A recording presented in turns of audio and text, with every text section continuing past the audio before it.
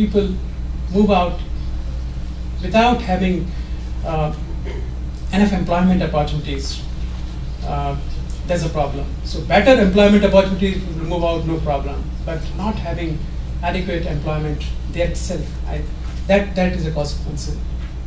Then there is inadequate infrastructure issues, particularly health and education. Poor markets also compound this problem, and there has been a lot of natural resource degradation which is happening in the mountains, which impact the land, the biodiversity, the glaciers, and then also these mountains are very, very prone to the natural hazards, and often we hear the flash flood which are happening. There is a huge tourism influx which happens in the mountains. We all understand this, we know that, and how it really puts pressure on the fragile ecosystems. There's always a big debate which keeps on happening. Every now and then we keep hearing of the projects and programs and the need to balance this development versus conservation. So you can look at some of the projects which could be whether it is in terms of hydro or major infrastructure development project, but there is always the issue of scale out here. And last but not least, but the most important, the climate-induced changes, which are accentuating those other challenges which are already in place. Next, please. So what are the key elements of the new mountain agenda, which also build on Rio+20 acknowledgement and recognition? One is, now the mountains need a global support for improved livelihood and sustainable development. It's coming out very strongly. We looked at this triangle which talks about very strong natural capital, but there is a very little recognition of that natural capital. So recognition and valuation of the mountain ecosystem, goods and services, also I think comes very high on the agenda now. Role of mountain ecosystem to sustain other ecosystem. So upland, lowland, the areas in the mountains, how they sustain the lowland populations. I think this interdependence has to be strongly established and conveyed to the people who really matter. And people, even as a layperson, they need to understand how this entire economy is integrated, the society is integrated, and the environmental services which are there so integrated. There are knowledge gaps, the capacity issues, the technology issues, the issues of finances, and how they can really make use of the huge social capital base which we looked at the triangle is something which any pragmatic strategy will have to look into. Without regional cooperation, many of these issues cannot be effectively addressed. For instance, biodiversity issues, because number of species will not know the boundaries, and so there would be a lot of transboundary initiatives, and the regional cooperation is going to be very, very critical in these areas. Next, please. Now, I think these are some of the pointers, but I think panelists obviously will bring much more insight into this. Some of the pointers which we actually draw from what has happened in the last journey of over 20 years, particularly the 92 to 2012. Now, I think this particular document becomes a good reference point, the way the section on mountain has been written. But I think it is for the countries and the region to actually put the nuts and bolts out there. Key requirements are mountain-friendly technologies, finances, and capacity building. But also, I think this document, in very categorically, it says also no, because the moment we have a discussion on the green economy, there are a lot of these apprehensions and fears which also get articulated along with it. Whether it is going to be barriers, green protectionism is going to come up. So I think this is also something which we have to really strongly articulate here. And last but not the least, like the major global processes and the institutions and the conventions. COP11 of CBD, which is happening just a month and a half from now. Then COP18, which is again going to happen later this year. And are the next opportunities actually. Both the COPs, which is again two of the Rio conventions, in addition to the convention on the desertification and the drylands, where you have a huge opportunity now bringing this reference point from the Rio to mainstream the issues which are specific to mountains in these conventions, and also to look at how nationally our national policies and programs actually factor in the mountain specificity. The last one. So thank you very much.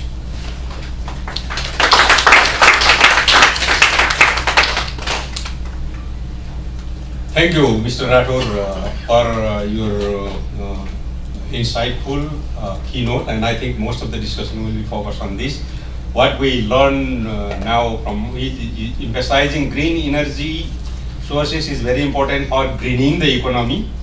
Social equity is very, very important. That message has come. And one of the important messages that I feel is the winner will lose if the loser don't win. That is the message, so we'll focus on that. I have one small announcement. Recently, Mr. Edgar Kesselin, yeah? He is from Mountain Partnership FAO, and he is also participating with us in discussion. Well, I'm actually representing my colleagues. I'm from FAO, working at FAO, but I'm in the forestry department working on wildlife and protected area management. But I'm representing my colleagues from Mountain Partnership Secretariat, and I will be able to make some small statements on behalf of them. Yeah, thank you. Now, I would like to invite Mr. Dongman Han, Director General of Ministry of Foreign Affairs and Trade, Republic of Korea, to give an example of green economy, how Korea is adopting green economy, that we will be able to replicate in other parts of the world also. Thank you.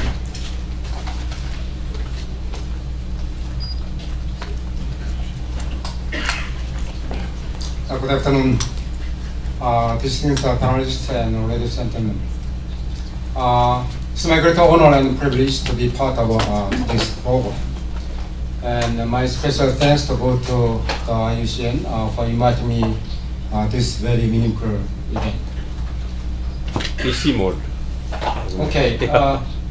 My presentations consist of three topics. The first is related to climate change and sustainable development. The second will discuss Korea's response to climate change. The last part will cover Korea's clean energy policy as well as international cooperation on this matter. Well, I'll start with climate change and the sustainable development. The UN State of the Future report identified 15 global challenges such as climate change, water shortage, energy security, the status of the women, the population and resources, science and technology, etc. Climate change and sustainable development remains one of the key issues to be addressed by the international community. Jeremy Rifkin, the professor of the Water School of the UPenn in the United States, said in his book, The Third Industrial Revolution, that oil and other fossil fuel energy, they make up industrial way of life, are sunsetting. He points out what you need now is a bold, a new economic narrative that can take us into a substantial post-carbon future. I agree with him. I agree with Mr. Rifkin, because in the wake of the impending exhaustion of fossil fuel and the threat posed by the consequent climate change, the mankind is faced with the big task of finding new engine for economic growth in post-carbon future.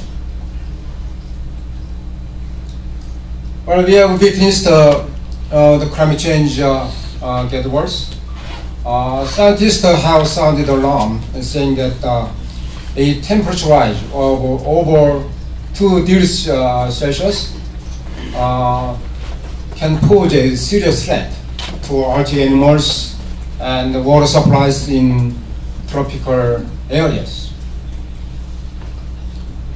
Well, Nicholas Stone, he is the former World Bank chief economist, said if we act now to address climate change, the cost will most likely to be about 1% of global GDP. But delaying action could result in a cost of as much as 20% of global GDP by 2050. So what knowledge is needed for sustainability transition? Of course, we need technical knowledge on the evolving scope of multiple crises and possible solutions and communication of the knowledge. But technical knowledge is not sufficient. So what is more important is gathering the strong political will and to carry out this mission. Well, sustainable development is a criterion for measuring a company's success. Firstly, due to price increase of resources and energies, companies that committed to a green economy will become more competitive than others. Secondly, it's very difficult to change technology and building new skills. And changing the design of product and the services and organizations and logistics will take time. So the early movers are most likely to be the winners. Lastly, consumers' expectation will rise and the public will demand the better products. So at this stage, those companies which failed to act in time would be excluded from the market.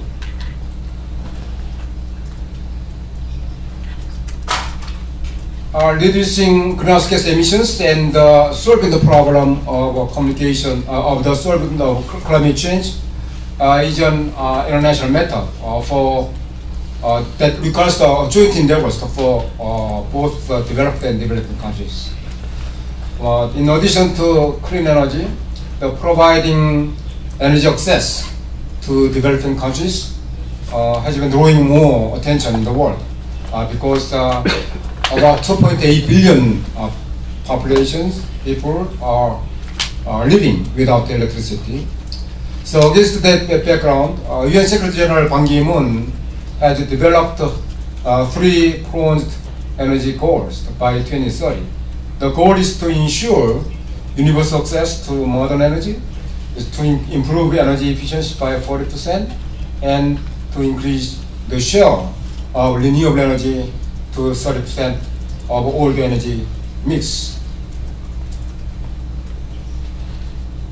And last June, a total of 122 head of state and governments met in Rio de Janeiro, Brazil, to discuss the green economy in the context of sustainable development and poverty eradication.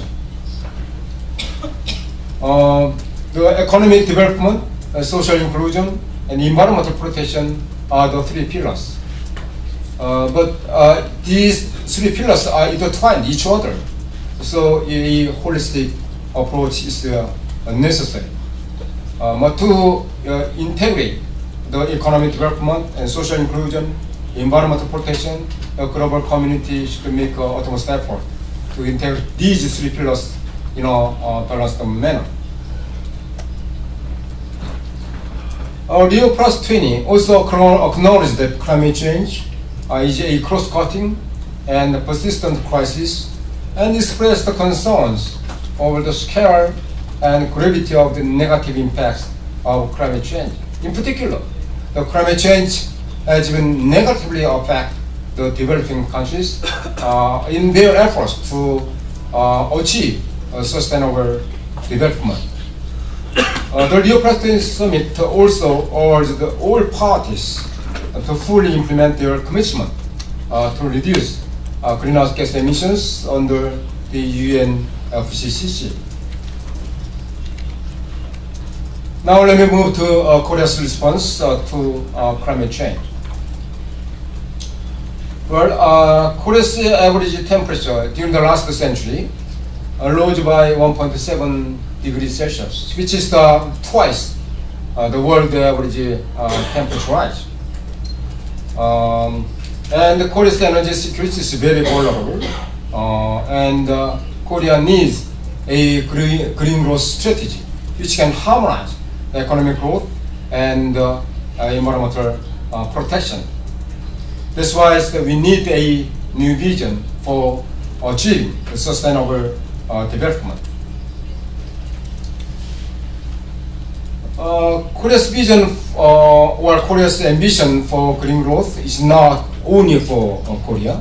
Korean government is taking various initiatives to enhance the global cooperation on this matter. Korea aims to increase the portion of green ODA from the currently 14% to 30% by 2020, with a total amount of $5 billion. Korea also has launched East Asia Climate Partnership to enhance the cooperation with the developing countries in the Asia-Pacific region to help them in setting up the green growth strategies. And Korean government has donated $200 million US. Korea will continue to assist the developing countries based upon these principles. The Global Green Growth Institute has been established in 2010 to strengthen the global partnership with the developing countries by providing them a theoretical guidelines and a framework for green growth. This Global Green Growth Institute transformed to a full-fledged international organization on the sidelines of Rio+20 summit, with the participation of 16 countries, including Korea, of course, and with the participation of UN Secretary General Ban Ki-moon.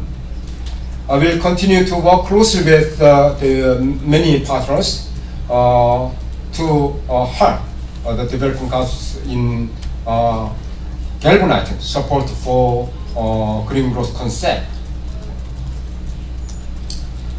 The last part I will touch upon Korea's clean energy policy. Well,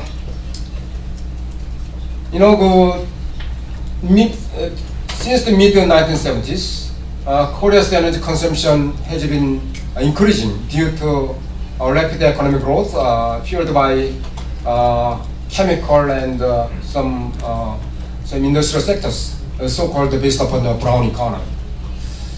But we have changed our national energy paradigm from the brown economy to a green economy. So our energy vision has promoted the sustainable development in a low-carbon green society to achieve energy security, the energy efficiency, and environmental protection. This Korea established the National Basic Energy Plan to set the direction of mid and long-term energy policy.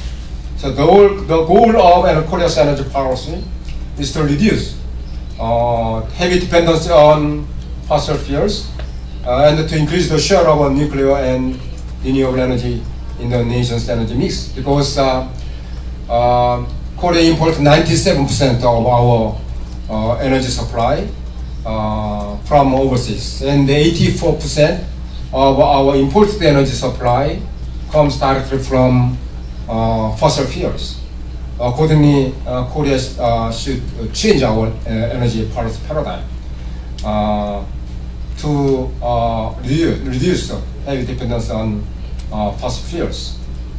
If this plan is successfully implemented, the total consumption of energy, so I think the total amount of energy consumption will decrease by 23 billion US dollars, and the greenhouse gas emissions will also drop by 150 million tons.